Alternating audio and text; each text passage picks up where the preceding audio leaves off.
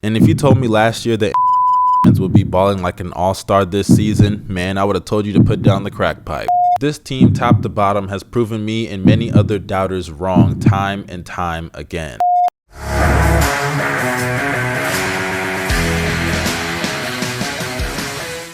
So in my last video, I talked about the top 5 disappointments of this year, and now it's time for me to do the opposite and talk about the 5 biggest surprises of this season. Because though this season has had its disappointments like the fakers and the slam dunk contest being straight up horrible and not meeting expectations, there are teams like the Minnesota Timberwolves who are 10 games over 500 and in the playoffs right now. That surprised everybody, I would say. By the way, I guess that's a little spoiler that the Timberwolves will not be in this video. But before we get started, I would like to give a shout out to the sponsors, Prize Picks. Prize Picks is one of the best betting apps that you could find, because I'm telling you right now, when you want to get that over under, you check them out. It's a fairly simple way to do it. You can look at the points, rebounds, assists, 3-pointers, whatever thing you want to bet the over under on, you do that. I literally just bet one this morning of Cole Anthony getting over 5.5 assists, Sadiq Bey making at least 2 3-pointers, and Franz Wagner getting at least 4.5 rebounds. And I ain't gonna lie, if all 3 of them don't come through, I'm gonna be so furious, because how hard is it to get 6 assists, 2 3-pointers, and 5 rebounds? It ain't that hard. I could do that, bruh. But if that doesn't convince you, make sure you check out the link in the pinned comment, and when you press that link and put in the code MUSTARD, all of my users will receive a 100% instant deposit match up to $100. Check out Prize Picks today. I promise you will not regret it. But without further ado, let's get back to the topic at hand and discuss the biggest surprises of the 2022 NBA season, starting off with our first one, and we have Tyler Herro of the Miami Heat. Now, I know Heat fans hate me because I said that they're not real contenders, and trust me, I'm not taking that back at all. But Tyler Herro has been a noticeable surprise for this season, and I gotta give him his props. He's improved as a ball handler and shot creator. He can operate the pick and roll even better than before, and that's a huge benefit for this team when they have a guy like Bam Adebayo on it. He's a solid mid-range shooter that can get to his spots. He's improved as a playmaker, and just overall his production is far better than it was last year when he was in that sophomore slump for a good chunk of the season. This year, with career highs in points and assists, he's averaging 21 points a game, 4 to 5 rebounds along with 4 assists, shooting 44% from the field, 39% from 3 on 7 attempts a game damn near, and 87% at the free throw line. That all accumulates to a true shooting percentage of nearly 56%. Last year, people were clowning the Miami Heat for not trading Tyler Herro for James Harden, but if Herro can consistently improve year by year in this fashion, then those people, including myself, will look like fools. But hey, Tyler Herro, the ball's in your court. Keep doing what you're doing, bruh. But speaking of taking advantage of opportunities, that brings us into our next surprise and player, Anthony Simmons of the Blazers. Now, obviously, Dame missing a good chunk of the season due to an abdominal injury. It's sad to see, not only for Portland Trail Blazers fans, but for NBA fans. Dame playing is always good for basketball. But because Damian Lillard was out, a byproduct is Anthony Simmons. Anthony Simmons is without a doubt in the conversation for most improved player of the year this season, because when you compare what he is right now, especially over the last couple of months compared to what he was last season,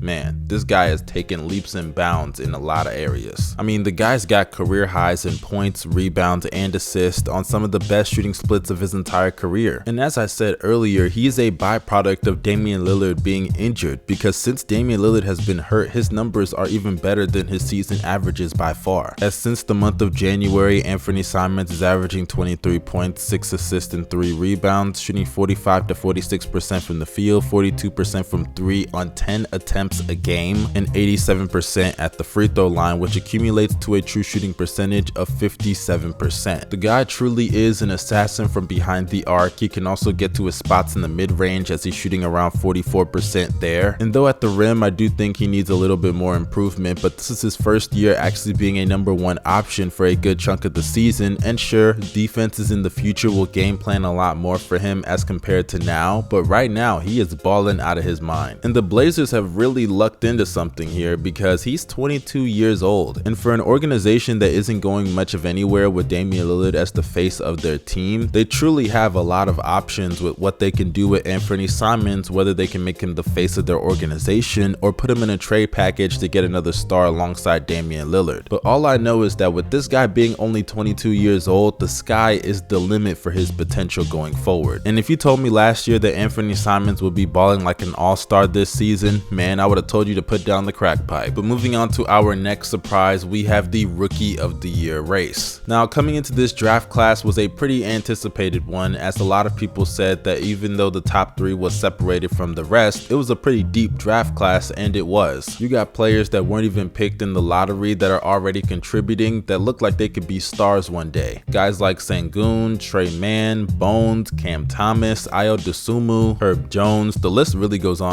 because this draft was deep with talent. But the main story of this draft class has to be the Rookie of the Year race right now, because even though a lot of people expect Evan Mobley to win it, I think that it's pretty close, and him, Scotty Barnes, and Cade Cunningham, oh man, they are on a tear right now. Mobley this year has not only been one of the most consistent rookies, but he's also been one of the most consistent players, especially on the defensive side of the ball. His lateral quickness is great for a big of anybody his size. Combine that with his length and size to be able to guard players in the post, and you have a nightmare for opposing teams. And offensively, he's no slouch either. He can handle the ball, especially for somebody of his size. He's a nice passer out of the high and low post, and though he's no Joel Embiid, he can actually stroke it from the mid-range as well. And then you move on to Scotty Barnes, and I've talked about Scotty in the past. I think he could become the best player in this draft class if all things pan out. I mean, he's got the length and size to be a great defender, and he's shown that potential this season. And offensively, he's a really solid scorer already, averaging 15 points on 49% from the field. He's a good mid-range shooter, even shooting 43% whenever he gets to his spots. It's just automatic butter. He's a good rebounder, even averaging nearly 3 offensive rebounds a game. And as a ball handler and decision maker, he's better than I even expected. He can run the break, he's nice in the half court, he can find the open man off the cuts, the lobs, the pick and roll, whatever way you want him to find the open man, he can do it. And then that brings us to our #1 overall pick in this draft, Cade Cunningham. Cade started off a little bit slow, but ever since his slow start, he has been in his bag like the fries are at the bottom. I've already made a video talking about Cade's rookie year, and trust me, he is better than you think. If you haven't seen it, make sure you check it out. The guy's a solid rebounder, which was expected for a 6'6" point guard, but in addition to that, he's also solid on the defensive side of the ball. He can move his feet very well on the perimeter, and due to his length and size, he's very versatile, being able to guard multiple different positions. He's also shown potential to be a really nice scorer, and though his efficiency is much to be desired, look at his circumstances. The guy has to play with Killian Hayes, for Christ's sake. And as far as his vision and passing goes, he is him, trust me. So I gotta say, this Rookie of the Year race, it really is tight, and I know many people think Mobley has it in the bag, but for the remainder of this season, if these guys keep it up, man, it's gonna be closer than you think. But let's move on to our next selection, and we have DeMar DeRozan coming in as our next surprise. DeRozan over the last couple of years has been pretty underrated in San Antonio, and this year he's just showing why. As a Bulls fan, I expected him to be good, but I didn't think he'd be this good. I mean, we all heard about the record that he broke of the most consecutive 30-point games on 50% shooting from the field, and I gotta say, that's very impressive to be able to break any record that Wilt Chamberlain sets. If you're in a room with him, you're doing a good thing. But what makes this year better than ever for him is not only his ability to score, but his ability as a playmaker also. DeRozan has improved from his Toronto years as far as passing out of double teams, his operation in the half court, transition, whatever way as a ball handler and playmaker. He's taken tremendous strides in that category. DeMar this year is averaging 28 points a game, 5 assists and 5 rebounds on 50% shooting from the field and 87% at the free throw line, which accumulates to a true shooting percentage just short of 59%. And it isn't just the traditional numbers. Check out his clutch numbers. He has easily been the most clutch player in the league this year. I mean, we're talking top 5 or top 3 in all fourth quarter stats, whether it's field goal percentage, total fourth quarter scoring, points per game in the fourth quarter. DeMar DeRozan is in every single clutch conversation you could have this year. It don't matter if it's a mid-range jumper, which he's the best at this season by far, getting to the rim and finishing, or hitting a three-point shot. Whatever is needed from DeMar DeRozan in the clutch, he is going to deliver. And by God's grace, I hope it carries over into the postseason, so we could prove that we are not frauds as Chicago Bulls fans. But moving on to our final surprise, we have the Memphis Grizzlies and Ja Morant. I gotta say, coming into this year, I didn't even think the Grizzlies were going to make the playoffs, but boy do I look like a dumbass. This team top to bottom has proven me and many other doubters wrong time and time again. And it all starts with their star player in Ja Morant, who's probably going to make an All-NBA team and was a first-time All-Star this season also. Ja is not only a candidate for the MVP, but he's also my pick for the most improved player of the year this season, averaging career highs in points of 28 points a game, 7 assists and 6 rebounds on 49% from the field, 34% from 3, and 76% at the free throw line. And overall, his true shooting percentage is just short of 58%. Ja has taken tremendous leaps not only as a scorer because he's one of the best finishers in the league. I don't know if he still has the record for the most points in the paint, but he's definitely in the top 5, I know that's for sure. And though his three-point shooting is still not the best, 34% on just short of 5 attempts is definitely something that he can build off of. I mean, teams still go under his screens, and because he's so explosive, he can just blow right by them anyway. And it doesn't matter who's in the paint, he can contour his body so well at the rim, and he's so skillful and graceful to finish the bucket. But the Grizzlies' success is not all about Ja. Let's not forget, they are 13-2 without him, and that's not to say the team is better without him, but it just means that he's not carrying a bunch of scrubs. They're capable of winning games too. Desmond Bane is having a career season, establishing himself as one of the best shooters in the league, shooting nearly 42% on 7 attempts a game. You can truly make an argument that he's the best 3-and-D player in the NBA, and we all know how valuable those kind of players are in this league. Then you move on to Jaren Jackson Jr., who I won't spend too much time on. I talked about him in my underrated players video, but he's easily a defensive player of the year candidate this season. And speaking of defense, that's where the real contribution of others come in, because Ja is not a great defender. I would actually deem him a bad one, and that's where the contributions of guys like Desmond Bane, Jaren Jackson Jr., Brandon Clark, Zaire Williams, Kyle Anderson, Steven Adams, they all contribute to cover up his flaws on that side of the ball. And to think that they're doing this without Dillon Brooks for a good chunk of the season, as he's only played 23 games, it truly is impressive. So props to the Memphis Grizzlies, because they may not have 2 superstars or 2-star guys like Anthony Davis and LeBron, or Chris Paul and Devin Booker, or Zach LaVine and DeMar DeRozan, but their team is very cohesive on both sides of the ball, and their star player in Ja Morant is getting the job done down the stretch of close games. And I gotta say, this team is dangerous come postseason time. But hey, those are just my opinions, and if you disagree, let me know down below in the comment section. Don't forget to drop a like on this video, it helps me out tremendously with the algorithm, and also subscribe to the channel, press that bell for post notifications to stay up to date with the latest content your boy Young Mustard drops. You guys stay safe and have a blessed day. I'm out.